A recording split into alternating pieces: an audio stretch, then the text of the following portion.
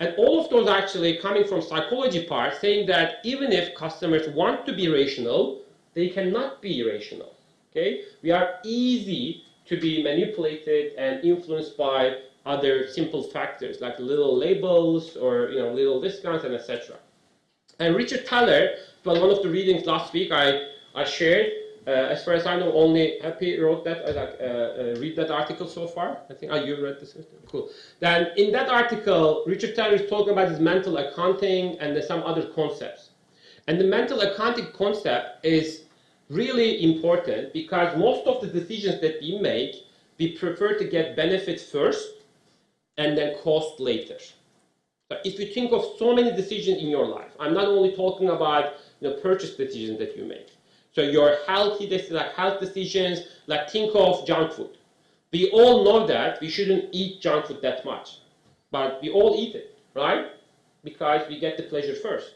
We all know that when we grow, when we get older, or in the later years, we will have some health issues because of that, but we still do it. Even worse, smoking. Everyone knows that smoking is not good for you, but it's huge industry.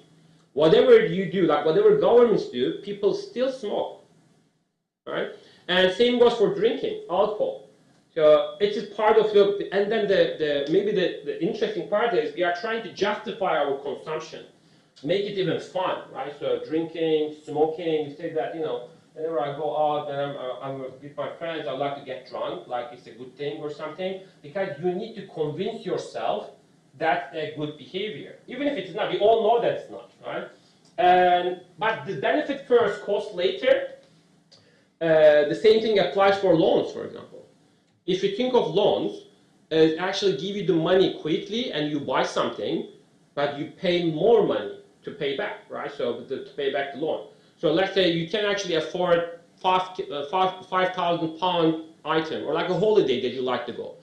But you don't have that money, or you like to go even a more expensive holiday, like 8,000, 9,000, and you have an option to get loan, you have credibility, and if you get loan, instead of paying 9,000, you will probably pay 10, 11,000, but you still justify the decision saying that, I worked hard whole year, I deserve this.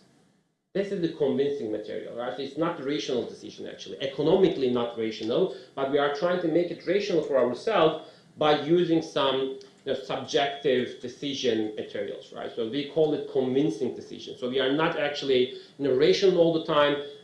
We are bounded rational, or we take satisfying decisions. So it doesn't have to be rational all the time. Even if we know about the consequences of those wrong decisions, we try to justify it by finding some arguments, okay? And same goes for luxury purchases. So we all know that paying, if you remember the shirt example that I shared in the first session, instead of buying £30 shirt, we buy £1,000 shirt and say that people in my office, they generally wear that brand, I need to buy the same brand. No, you don't need to, right? But you want to do it to be part of the community, and that's how you justify that purchase behavior. But Thaler said what we need to do, we need to justify the approach cost first, benefit later. So what does it mean? So all of those things, for example, if you like to be healthy, you need to know that you need to do exercise. Because if you run only one time, like 5K or 10K, you are not going to be healthy, right? So you need to do that regularly. And it is costly. You are spending time, and it's not fun to run, to be honest. It's so boring. I don't know if there is any runner in the class. Yes. Yeah. Bar. It's fun. You escape from the world and you just keep running. Yeah, I don't know. It's time never passes when I start running. I'm like, oh my God, it's been 2 hours, and I look at my watch. It's only 5-10 minutes, right? It's boring for me. But yeah, I prefer running after a ball, right? So playing football or something. So that's much fun. Yeah, more fun for me. Yes. But exercise is timely. You need to spend some effort to do this again and again, and then you'll get the benefit after later in your life, right? But it is hard for us. It is easier to go to the pub, have a pint, and that's fun. That's more fun because we are getting the benefit directly. Or think of saving account. Instead of getting a loan, it will be better to save, put some money aside for a long time to get the benefits when you are older, for your pension, also for your retirement and stuff. But in all over the world, every part of the world, that's why Richard Thaler gets a Nobel Prize, because he is saying that people, normally educated, well-educated people, still struggle to save some money aside. Because spending money is more fun. You get the benefit directly. You buy something, you get that pleasure directly. That's why it is really hard to save money, put some money aside. And yeah, so same goes for pensions and health insurance. Because for health insurance, you need to pay regularly when you are healthy in case you get sick. And it's really hard decision because every month you pay for health insurance. If you are buying your own private insurance, Andrew probably have some other arguments because he's working in that industry. But every month when you pay for private insurance, you probably say that, do I need it? I'm healthy, right? So I'm like 30 something, 40 something, I'm running and stuff. Why do I pay this money regularly? And that's really hard to get health insurance. But when you get sick, you're like, oh, I wish I had health insurance. So those are all the decisions or dilemmas that we have as a consumer, as a customer all the time. But marketers are aware of that. That's why they are using different tricks to influence our decision. One of them is called anchoring. So basically, instead of just showing the price as a single price, they always start at high. Right? That if I ask you like very general question, what's the true value of this product in terms of their price? So even if you don't want to, you start thinking from 730 directly, okay? Because this is the bigger number that you see, larger number you see, and you start thinking from 730 and said, okay, they gave me a discount, still 440, probably the cost and other like margins, etc. Maybe it's like 200, 250. But whatever you do, you always take into account this 730 first. And all the discounts are worked as anchors because they actually anchor your thoughts on the higher price first, and you think that you are getting a good deal.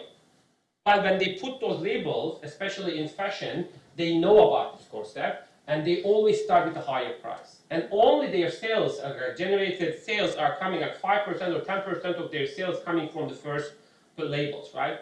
The 90% of the sales is coming from discounted price. And they know this, but that is their anchoring strategy.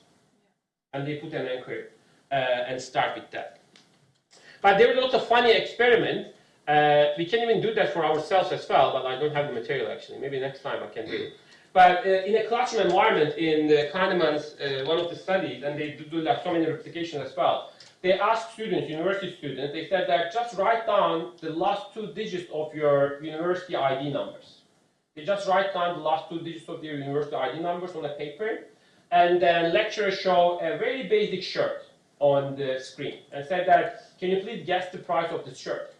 And they collect their guesses along with their ID numbers, and when they look at the guesses, students with the higher ID numbers, last 2 digits of IDs, if they are larger than the smaller ones, their guesses for that basic shirt is also larger than the smaller one.